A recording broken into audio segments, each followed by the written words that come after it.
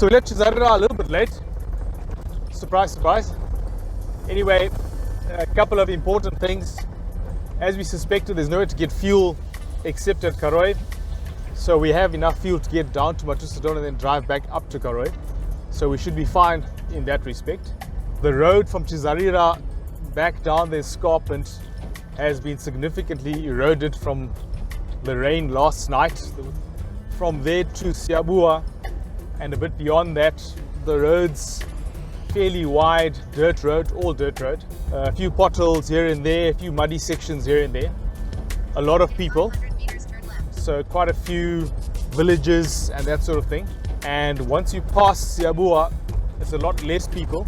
And when we got to the Gokwe turnoff, that's a tar road. Once you're over that road, it becomes a relatively narrow track. Clearly not a road that's often traversed. Very few people. We've only seen 2 villages and maybe about 3 vehicles since then. We've had to make a bit of a U-turn because we passed the turnoff that we're supposed to take. There's an alternative route to Matusadona which goes over Umi River. It's the Umi River Road, but apparently that road has been damaged where the river is and it's not passable anymore. There's very little in respect of road signs, so we are relying entirely on offline Google Maps and an app called maps.me or maps.me, which has been pretty good as well. Yeah, at this stage we're doing maybe 60 kilometers an hour at best because the road's very bumpy. We're back on a fairly stony, gravelly type road now, but it is quite bumpy going. Well, the road down to Matusadona to the national park was apparently impassable, especially in the rainy season. Since then, it's reported that African Parks has taken over the park itself, the running of the park, and they've built or arranged for the building of a better road down there. So we're hoping that that's the case when we get there. We've only heard this verbally from 2 sources so far. We'll see when we get there. We really don't know what to expect, of course, but we'll have to see when we get down there.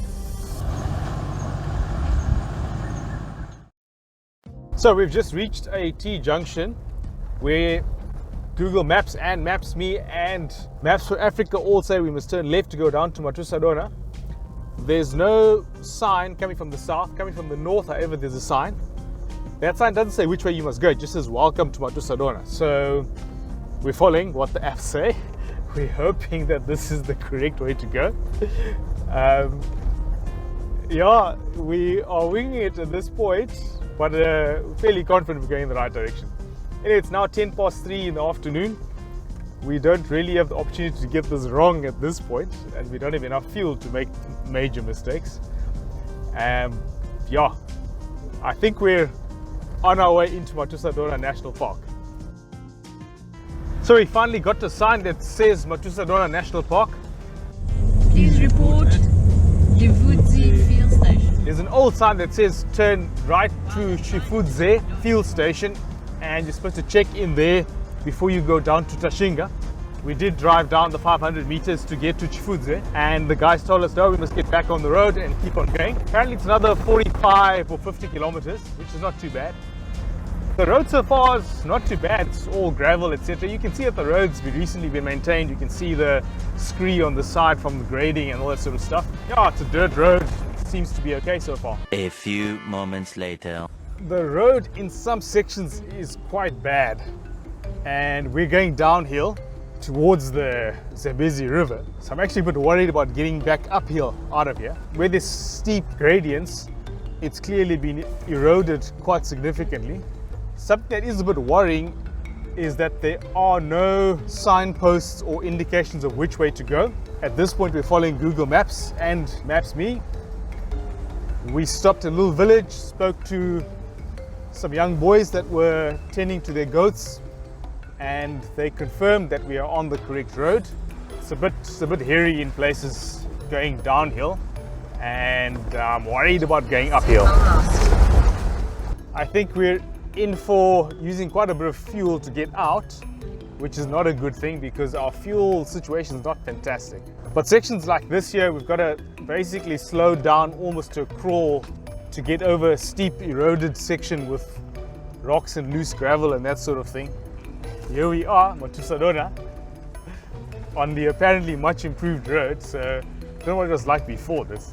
If you're coming here, definitely come with the 4x4. with lots of clearance. And if you're coming here, don't come in the rainy season. Lots of river crossings. It is the rainy season and we are driving through the Zambezi Valley, so it's to be expected. It's a great part, of course, of the sense of adventure here. In the winter, most of these would probably be dry, but if you're going to come through here in the summer like we are now, then expect to find a lot of water.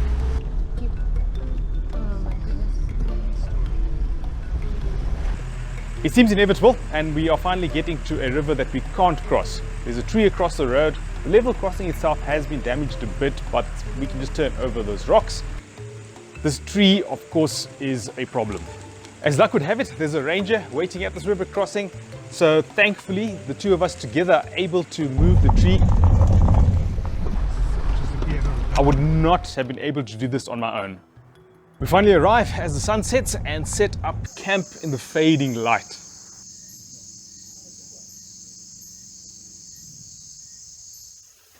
Camp up, and it's time to braai and have a well-earned rest.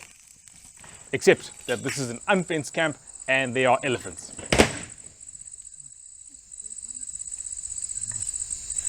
Elephant, oh my god. There's a thing. It's a what thing? What did it say? I don't know, but I want to record. Dude, I have all the phones I have on. Oh, that's scary, hey? Yeah. You did not even hear it. It's clearing off.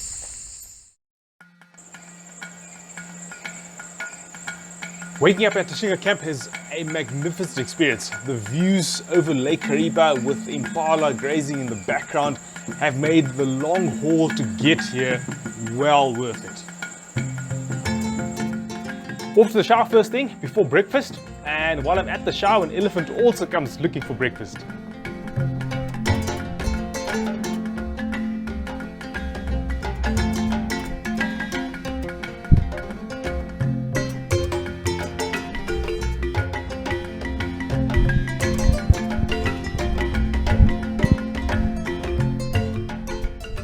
Today's all about chilling and enjoying the campsite. It's been quite a long drive to get here.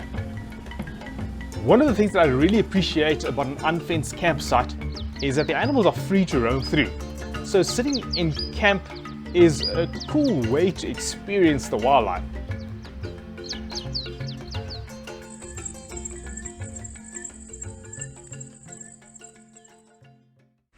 Well, it's about midnight on night 2. And we have a torrential downpour. There's crazy wind and it's a hell of a storm. The tent's getting buffeted really badly. So another reason not to go to Matusadona in the height of the rainy season, especially if you're camping.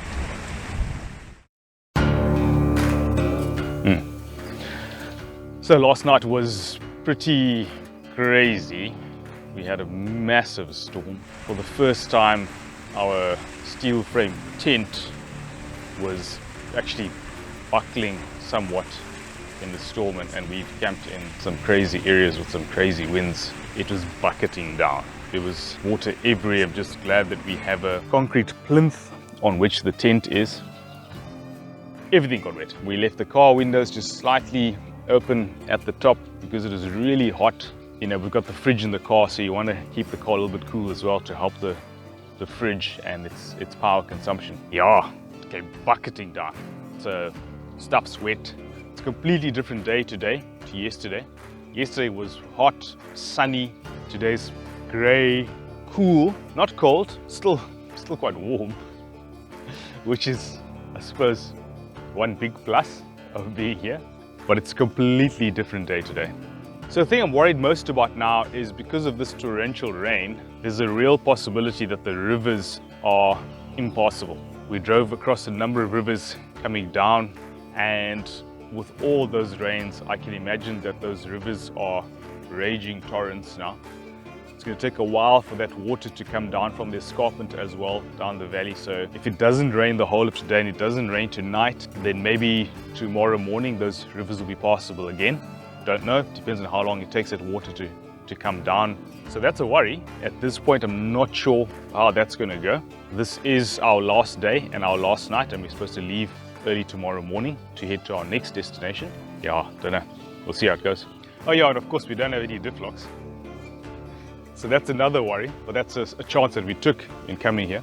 So now we may have to deal with the consequences of that.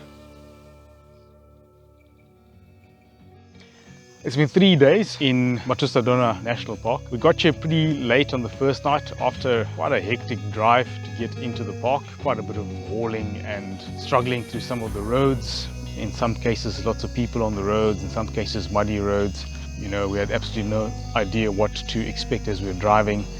And I think that does cause quite a bit of anxiety when you're not sure what to expect and you're having to stay in this anxious state for a few hours. Got a braai going, etc. Eventually got to bed. Woke up in the morning to an amazing view over the lake.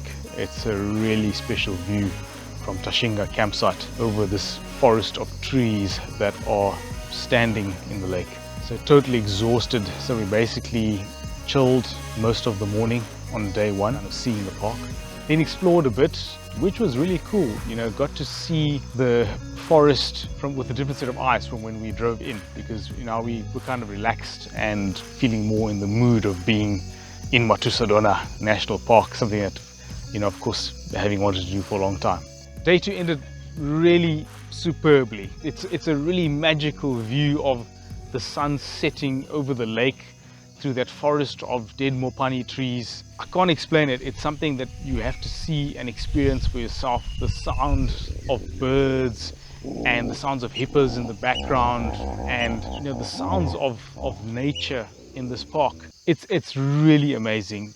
You've got to see it, experience it for yourself to truly understand it.